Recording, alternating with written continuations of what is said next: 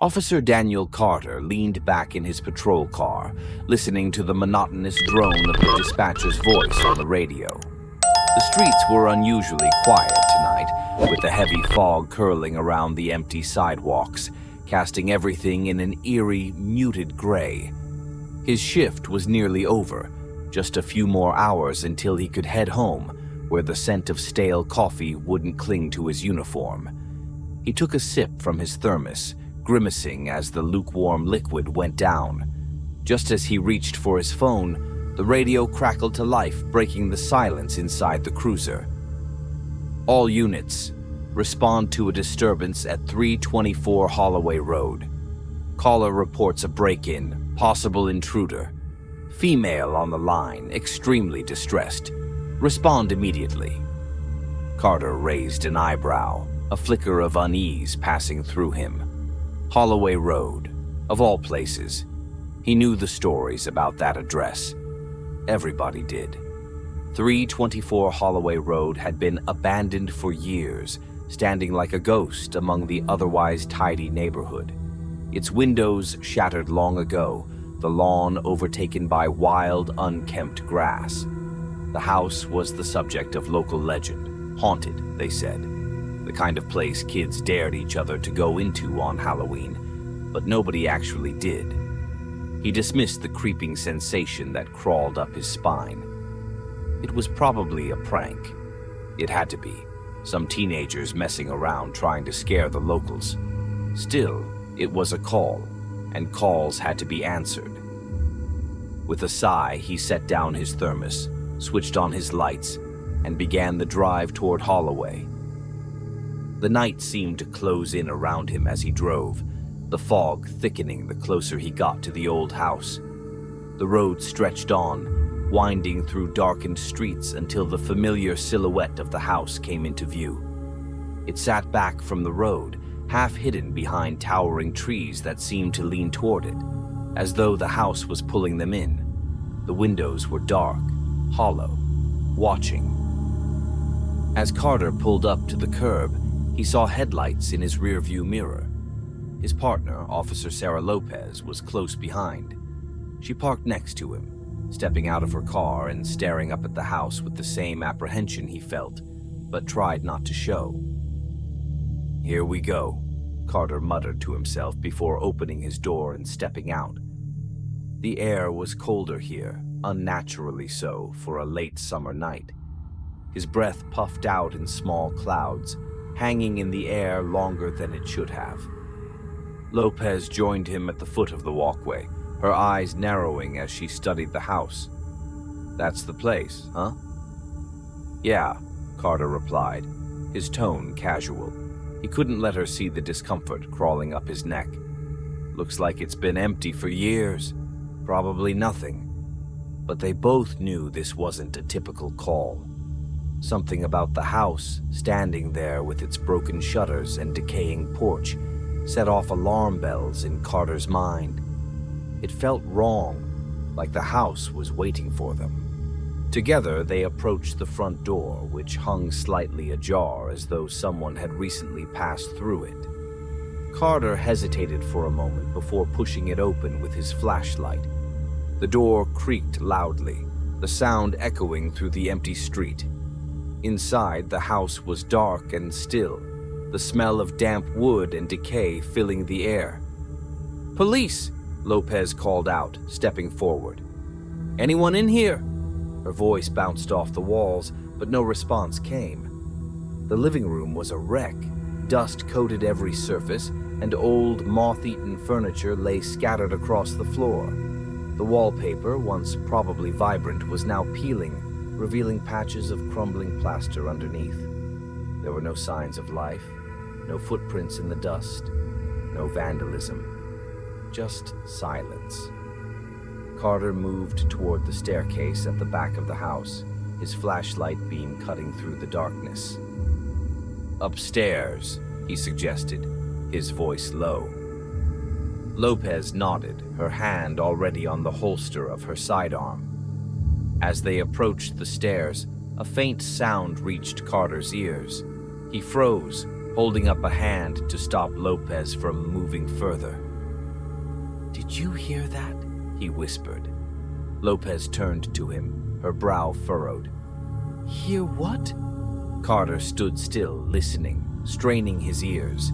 It was faint, barely audible, a soft, almost imperceptible sound like a voice, a whisper from upstairs. His heartbeat quickened, a cold shiver running down his spine. It wasn't clear, but it was unmistakably human. He swallowed hard, his mouth suddenly dry. "Upstairs," he repeated, but his voice was tighter now, strained. Without waiting for a reply, he led the way up the staircase, each step creaking under their weight. The second floor was darker, colder. As soon as they reached the top, the whispering stopped. The hallway stretched out before them, doors lining either side like sentinels, each one closed tight.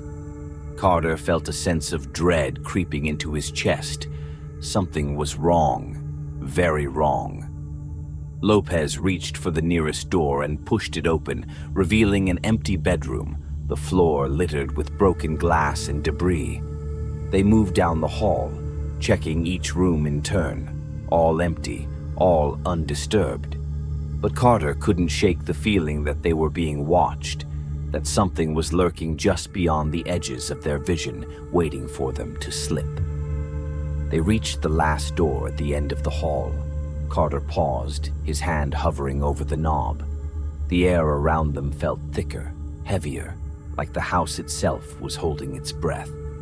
The whispering started again, soft at first, but unmistakably coming from inside this room. He glanced at Lopez, who gave him a tense nod.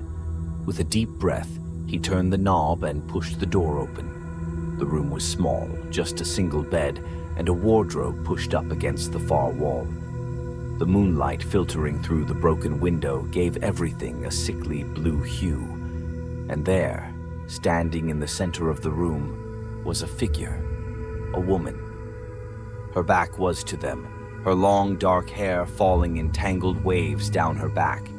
She was wearing a white nightgown, tattered and stained, her bare feet pale against the floorboards. She didn't move. Carter's heart pounded in his chest as he raised his flashlight, illuminating her back. "Ma'am," he called, his voice shaking slightly. "This is the police. Turn around slowly." The woman didn't respond. She stood completely still, unnervingly so. Lopez took a step forward, her hand on her gun. "Ma'am, we need to see your hands." Still no response. Carter took a cautious step closer, every muscle in his body tense. "Ma'am, turn around," he repeated. But even as he said it, he didn't want her to. There was something deeply wrong with the way she stood, the way she didn't so much as twitch. Just then, the woman's head jerked violently, twisting at an unnatural angle until her face was visible. Carter's breath caught in his throat. Her eyes were completely black, empty voids staring back at him, and her mouth hung open in a silent scream. The whispering rose to a fever pitch, filling the room, filling his mind. His flashlight flickered once, twice, and then went out. The room plunged into darkness. The air in the room was suffocating, as if the darkness itself was pressing in on them. Carter's breath hitched, the flashlight heavy and dead in his hand. He couldn't see Lopez, but he could hear her quick, panicked breathing somewhere beside him. The silence after the whispering was deafening, as if the house was holding its breath, waiting for something. "Lopez," Carter whispered, his voice trembling. "I'm here," she whispered back, her voice so tight it was barely audible. There was a faint hum in the air, a charge, like static electricity, that made the hair on the back of his neck stand on end. He fumbled for his radio, but the signal crackled with nothing but static. He couldn't shake the sensation that they weren't alone, that someone was watching them. Suddenly, a loud thud echoed from behind them, the sound of something heavy slamming into the wall. Both officers jumped, the adrenaline sending Carter's pulse into overdrive. In the brief flash of his failing flashlight, he saw her, the woman, now gone. Only the empty room remained. The whispering returned, louder, and Carter felt it more than heard it. It wasn't coming from one place. It was all around them, seeping through the very walls. Carter reached for his sidearm, gripping it tightly. His fingers were clammy against the cold steel, the gun a small anchor in the whirlpool of fear that was rapidly pulling him under. "We need to get out of here," Lopez muttered, her voice sharp with rising panic. "Now!" Before Carter could respond, the walls began to shift.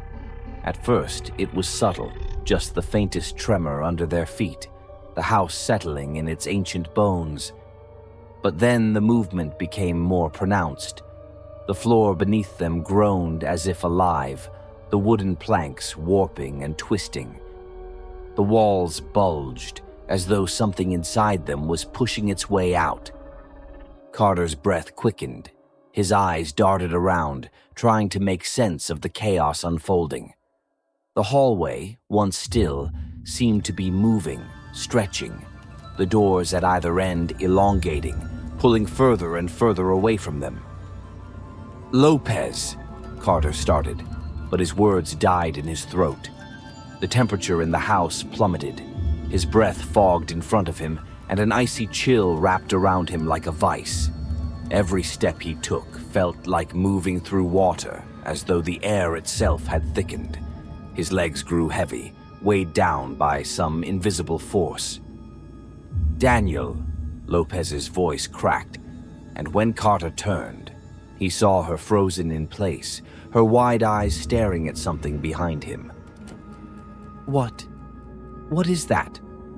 Carter didn't want to look.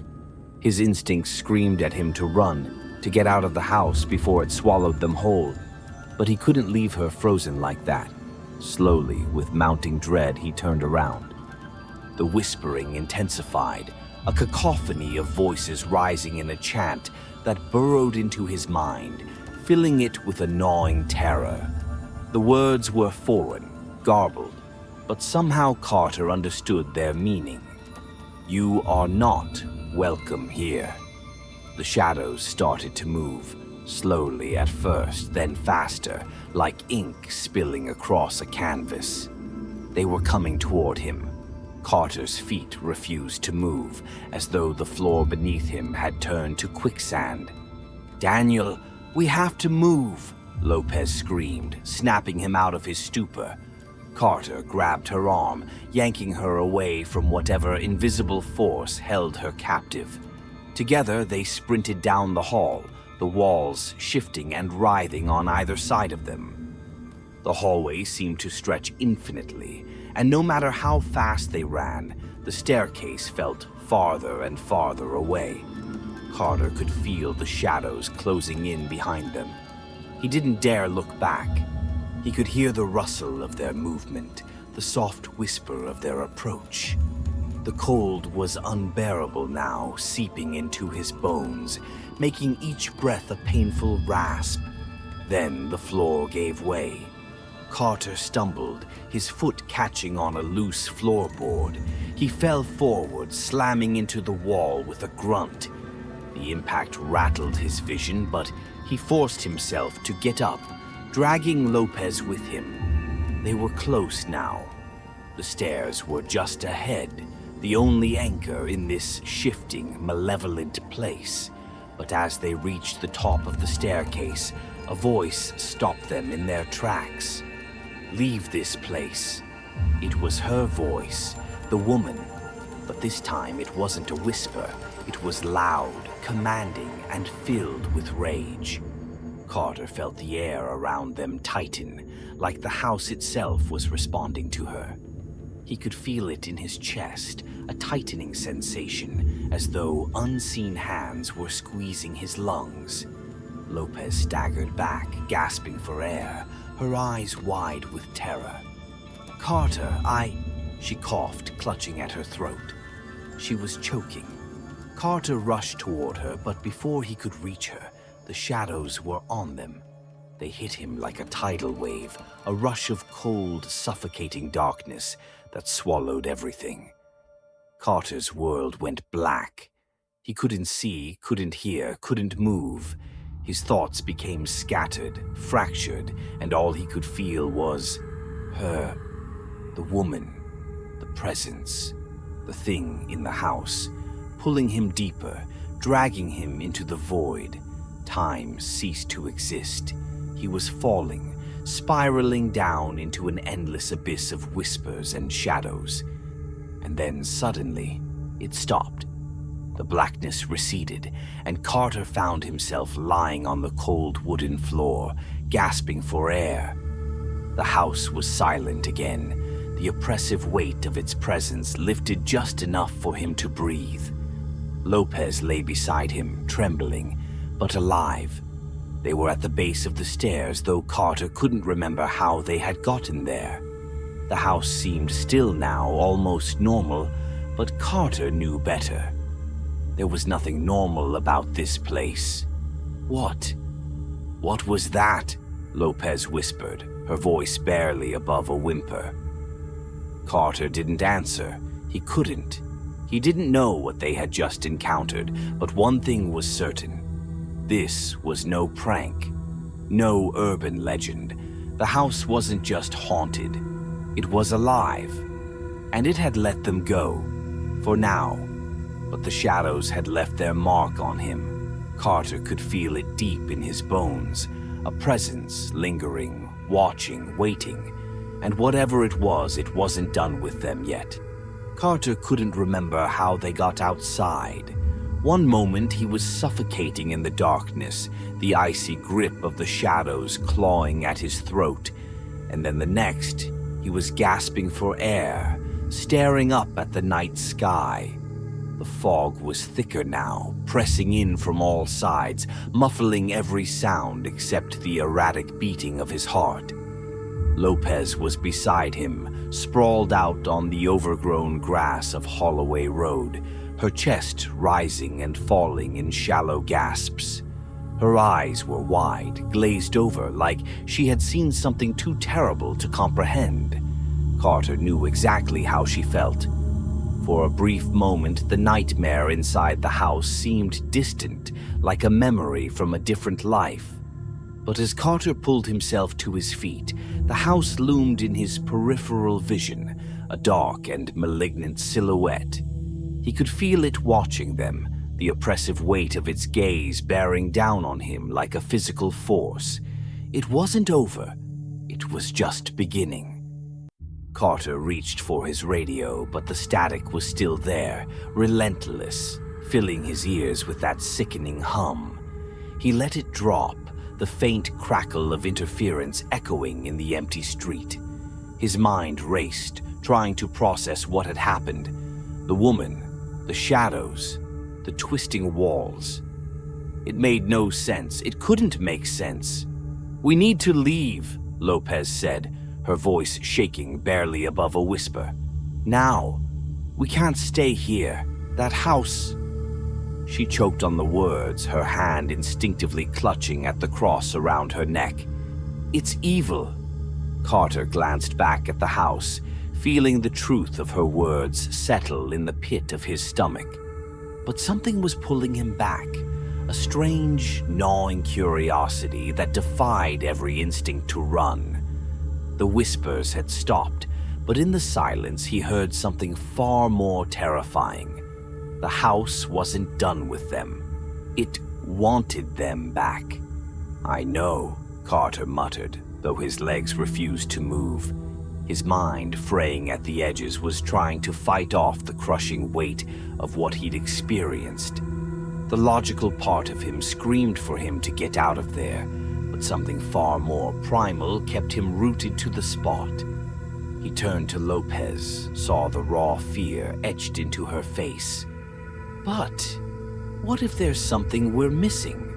Lopez stared at him, incredulous. What are you talking about? We barely made it out alive. You saw what that place did. You felt it. That thing. It's not human, Carter. It's not something we can fight. We need to go.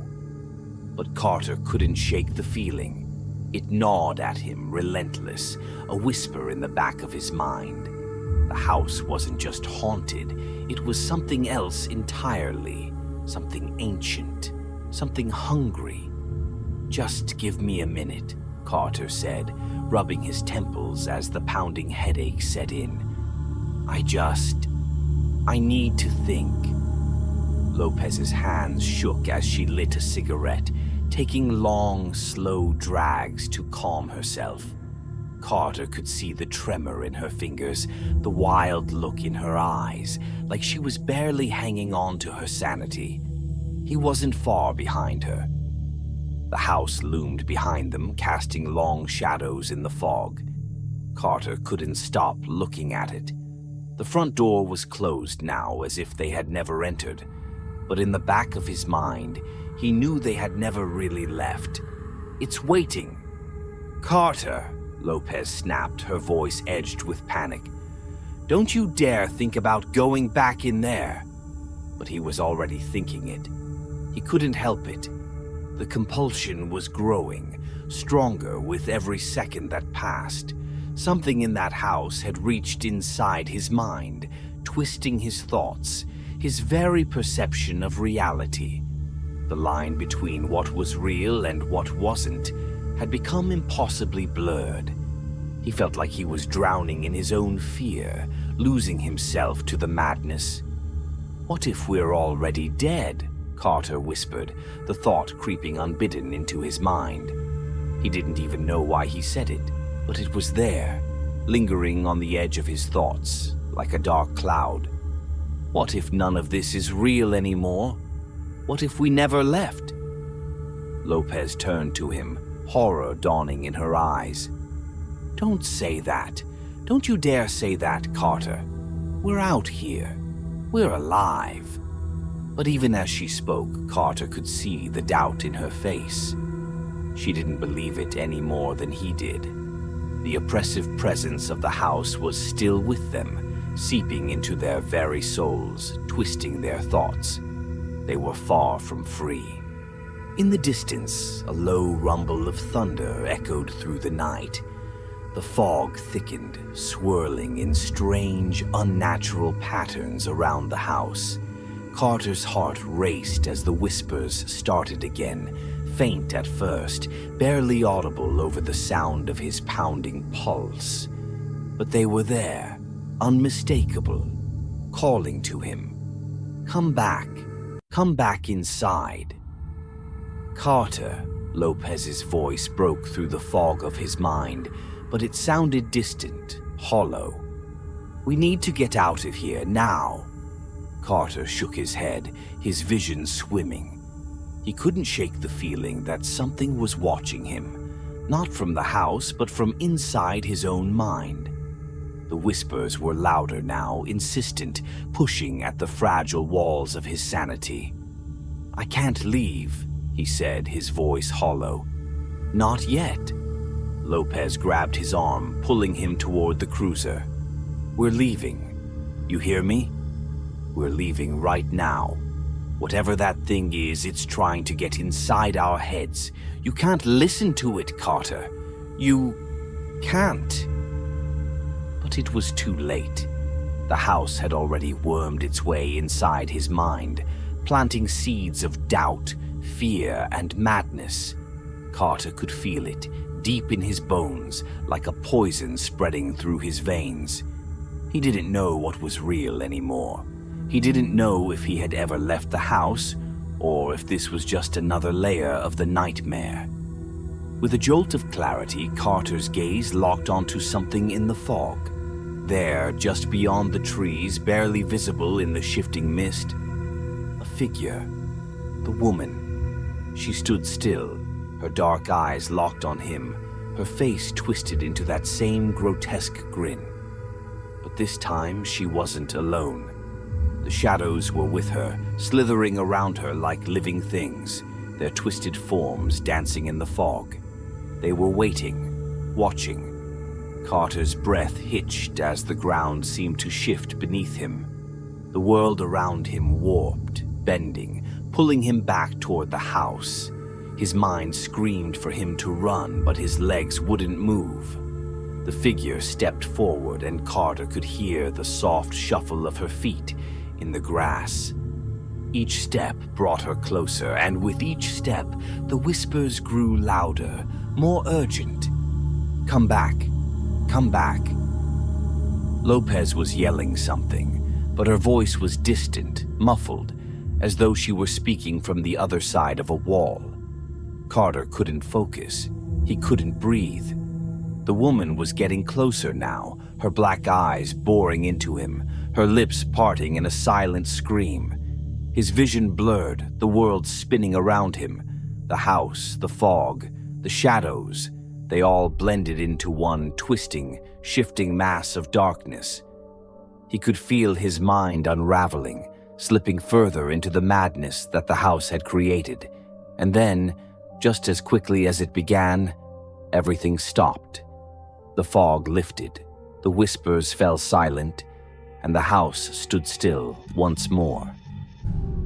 Carter blinked, his head pounding. He was standing in the middle of the street, the cold night air biting at his skin. Lopez was at his side, her hand gripping his arm tightly, her face pale and streaked with tears. The woman was gone, the shadows were gone, but Carter knew deep in his soul that they weren't really gone.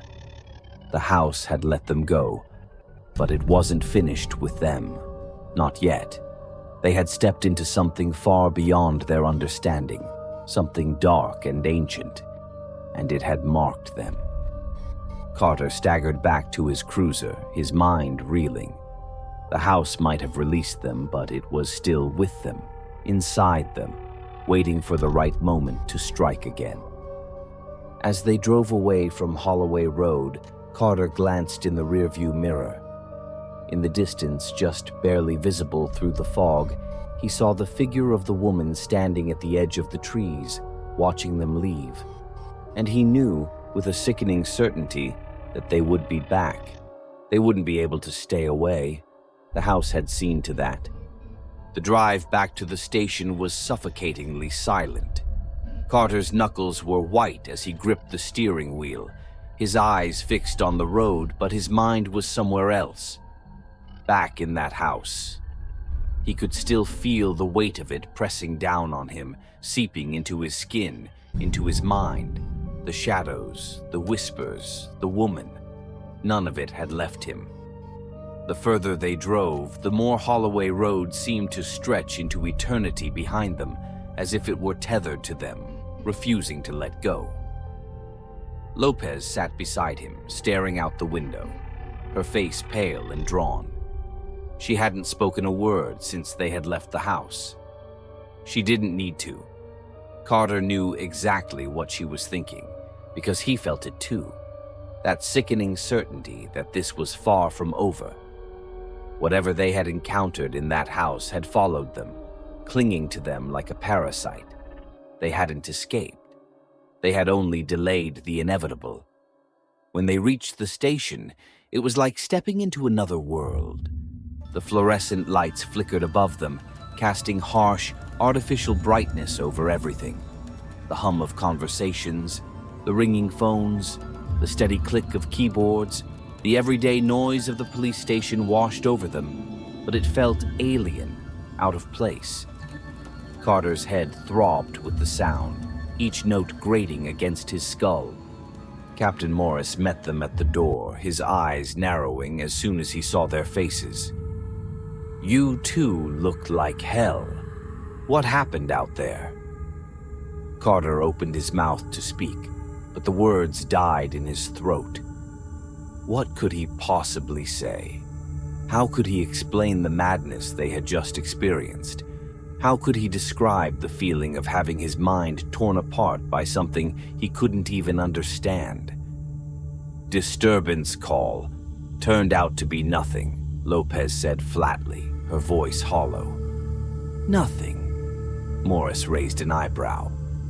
"You both look like you've seen a ghost." Lopez's face tightened, and she shot Carter a warning glance as if daring him to say more. She was right. No one would believe them. Not about the woman. Not about the house. Not about the way reality had twisted and warped around them. It was too far beyond what anyone could comprehend. "It's late," Lopez added, brushing past Morris.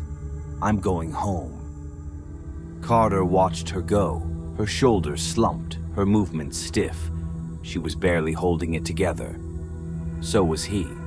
Morris grunted, giving Carter a long, appraising look before nodding. "Get some rest, Carter. You look like you need it." Rest. The very idea seemed absurd. How could he sleep when every time he closed his eyes, he saw her?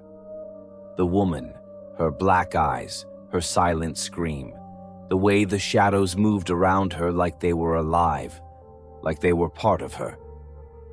Carter nodded absently, heading toward the locker room. His body was exhausted, but his mind was a storm that wouldn't quiet down. The fluorescent lights buzzed overhead as he splashed cold water on his face, trying to shake the fog from his thoughts. He stared at his reflection in the mirror, hardly recognizing the man looking back at him. His eyes were bloodshot, his skin pale. He looked haunted, because he was haunted. As he wiped his face with a towel, a sound echoed through the room. At first it was soft, almost imperceptible, but it grew louder, more insistent. Whispers. Carter's blood turned to ice. He spun around, his heart hammering in his chest, but the locker room was empty. Just rows of lockers, the hum of the air conditioning, the distant chatter from the bullpen. The whispers stopped, leaving behind a heavy, oppressive silence. For a moment, Carter stood frozen, his eyes darting around the room. He was losing his grip on reality. The house had sunk its claws into him, and it wasn't letting go. With shaky hands, he grabbed his jacket and left the station, his footsteps heavy against the tiled floor.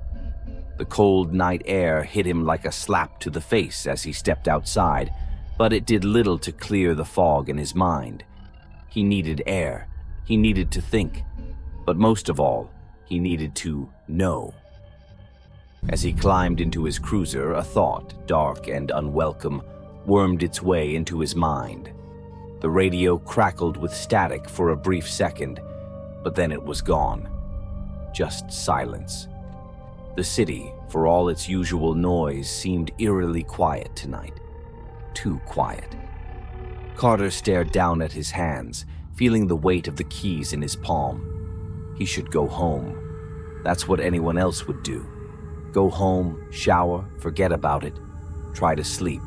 But he knew that wasn't possible. He knew what was waiting for him there. The woman, the whispers, the house.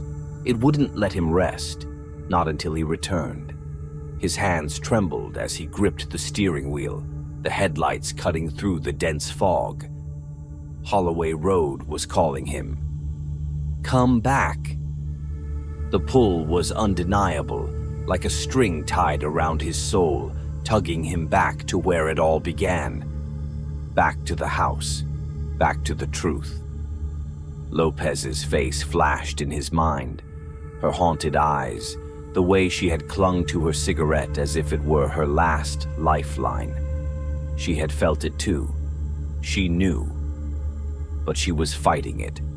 Carter wasn't sure he could. He wasn't sure he wanted to.